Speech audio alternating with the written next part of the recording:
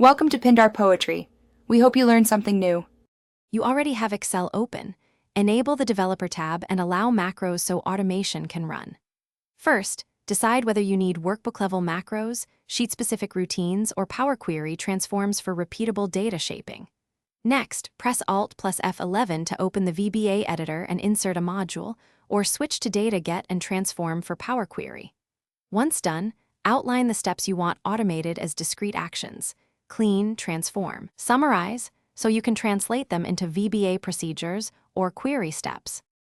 You should start by recording a macro for the basic sequence to capture exact actions, then open the recorder output and clean it by removing select and activate statements for speed. Once cleaned, add for / each loops and if, then checks so the macro adapts to varying rows and blank cells.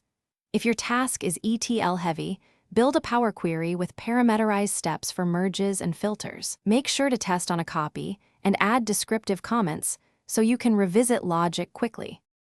You can finalize by hooking macros to ribbon buttons, ActiveX controls, or the Workbook Open event so automation runs on demand. Prompt the user for parameters when needed. Add robust error handling with on error go to labels and clear MSG box alerts that explain corrective actions. Before deploying, document assumptions, test edge cases, and save backup copies or versions.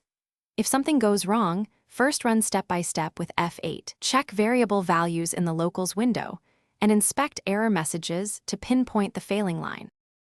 Thanks for watching. Consider subscribing if we helped you.